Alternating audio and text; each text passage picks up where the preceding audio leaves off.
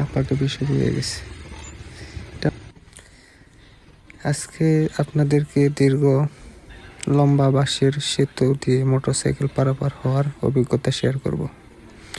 তো এটি অবস্থিত মূলত কিশোরগঞ্জ জেলার ইটনা উপজেলার লাইমপেশা গ্রামে। তো ব্রিজের কাজও খুব দ্রুত তাড়াতাড়ি হচ্ছে। তো এই বাঁশের সেতুর সবচেয়ে ঝুঁকিপূর্ণ অবস্থাটি হচ্ছে মাঝখানে 5টা বাঁশ দিয়ে মোটরসাইকেল নিয়ে পার হতে হয়। তো এখানে 20 টাকা টোল দিতে হয়। তো এর আগেও আমি এখান দিয়ে 2বার যাওয়া আসা হয়েছে। তো মূলত এটার বইয়ের জন্য আসা হয় নাই, তবে 2বার যখন পার হয়েছি তো ইনশাল্লাহ যেতে পারবো। ধন্যবাদ চাচাকে আমাকে যাওয়ার সুযোগ করে দেওয়ার জন্য। চাচা সেতু মেরামত করতেছে। ওই যে দেখেন কি একটা অবস্থা, খুব ডেঞ্জারাস অবস্থা। আরও 2বার গেছি তো এই জন্য অনেকটা ইজি লাগে। প্রথম খুব ভয় পাইছিলাম। একটা বাসার মধ্যে স্ট্যান্ড করলাম, যাক একটু চাপে নেওয়া যাক। একজন মানুষ গেলেই অবস্থা করে। প্রথম দিন খুব ভয় পাইছিলাম, তখন ইনশাল্লাহ একটু সাহস হয়েছে। কি একজন যাইতেছে, কাপাকাপি শুরু হয়ে গেছে।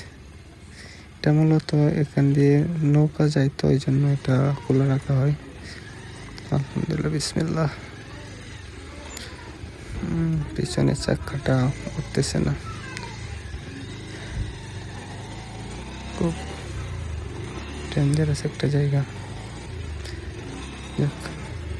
উঠে বললাম, আমি যতই সামনে যাচ্ছি ততই বাস ডাউন হচ্ছে, নিচের দিকে যাচ্ছে। এখান থেকে পড়লে অবস্থা তো বুঝতেই পারছেন, গাড়ির অবস্থা খারাপ, নিজের অবস্থাও খারাপ। মনে হয় পুরো একটা বলার ভাষা নেই। যাক, আমি আরও 2বার গেছি, তো এই জন্য একটু সাহস নিয়ে পার হতে পারতেছি। 5টা বাস একটু, যাক আলহামদুলিল্লাহ চলে আসলাম। তো এরকম রাস্তা দিয়ে যদি প্রথম আসতে আপনার ভয় পান, তাহলে এখানের যারা নিয়মিত যাতায়াত করে তাদের মাধ্যমে পার করে নেবেন। তো আমি প্রথম দিন 2 জন ছিলাম, তো খুব ভয়ে প্রথম দিন বলছিলাম ওনারে যে আমার পিছনে একটু হেল্প করো, তাহলে আমি একটু সাহস পাবো। তখন পিছনে হেল্পের মাধ্যমে পার হয়ে গেছিলাম। যাক, 2য়বার একলাই, 3য়বার তো আপনাদের দেখাইতেছি।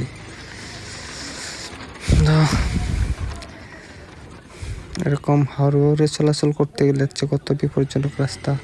এর চেয়ে বিপজ্জনক রাস্তা মনে হয় না আছে কোনো জায়গায় বাংলাদেশে, আমার জানা মতে। বাংলাদেশ বলতে গেলে আমি তো এত ঘোরাঘুরি করে দেখা হয় নাই, যতটুকু দেখছি তার মধ্যে।